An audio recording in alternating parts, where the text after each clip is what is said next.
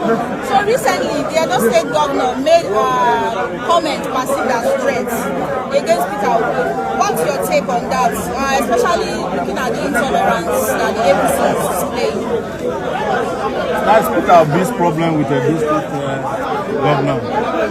They are all the same.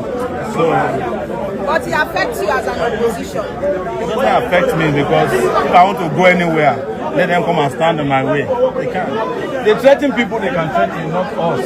They know that. When we say we are coming to the police headquarters, the police issued a statement threatening us that we cannot come here. Are we not here today? We are here.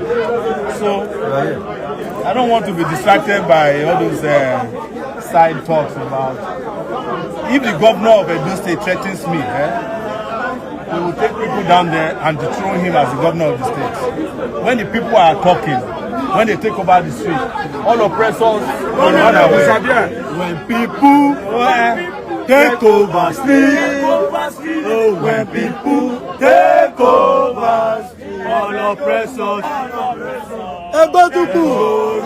away. When people take over. Okay, so lastly, what would you say to those who regard Buhari as their hero, considering the divided comments? Buhari is not anybody's hero. That is why his children are asking for forgiveness every day. They are trying to portray him as a hero because Tinubu knows that what will happen to him. And again, now that we have candidates that have emerged in our various primaries, I want to remain in the ground running for campaign. We are going to campaign as if we have never campaigned in this state before. Because of the way we are taking this election seriously. Because we want to affirm that we actually won the election, the last governorship election overwhelmingly. We want to prove to the whole world, to Edo State and to Nigerians, that we actually won those elections. So we are not going to leave any stone unturned in the campaign. And we're also sure that anybody who tries to stand on our way will smoke that person out. Well, since morning while the primaries were going on, there has been a lot of criticism all over the press about the statement that Governor made yesterday when he was receiving one of the remaining of PDP Edo Central, where he said that Peter Obi has to take permission before he lands. And I think the governor was right in saying that because we are also saying that the governor can say that because of the kind of hatred that people have for Peter Obi in the state, including me.